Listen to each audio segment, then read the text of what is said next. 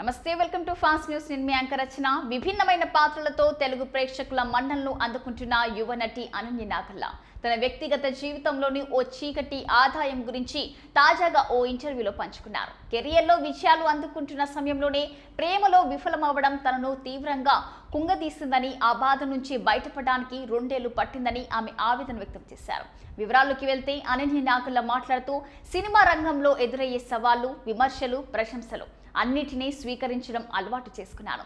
వృత్తిపరంగా ఎలాంటి ఒడిదుడుకులునైనా తట్టుకోగలను, కానీ వ్యక్తిగత జీవితంలో ప్రేమ విఫలమైనప్పుడు మాత్రం తట్టుకోలేకపోయాను.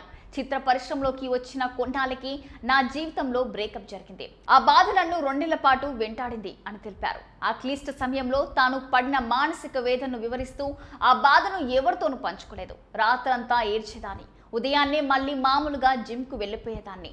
షూటింగ్ స్పాట్లో క్యారవాన్లోకి వెళ్ళి ఏడ్చి మళ్ళీ ఏం జరగనట్లుగా కెమెరా ముందుకు వచ్చేదాన్ని. ఈ విషయం నా స్నేహితులకు తప్ప ఇంట్లో వాళ్ళకు కూడా తెలియదు. అయితే నా వ్యక్తిగత జీవితంలోని సమస్యల ప్రభావం నా పని మీద పడకుండా జాగ్రత్త పడ్డాను అని అనన్య వివరించారు. మరి ప్రస్తుతం తాను ఓ బాలీవుడ్ ప్రాజెక్టులో నటిస్తున్నట్లు అనన్య శుభవార్త పంచుకున్నారు. అది కథనాయిక ప్రాధాన్యత ఉన్న చిత్రమని ఆమె పేర్కొన్నారు. 2018లో మల్లేశం సినిమాతో తెలుగు తెరకు పరిచయమైన అనన్య తొలి సినిమాతోనే ప్రశంసలు అందుకున్నారు. ఆ తర్వాత పవన్ కళ్యాణ్ నటించిన వకీల్ సాబ్లో కీలక పాత్ర పోషించి మరింత గుర్తింపు తెచ్చుకున్నారు.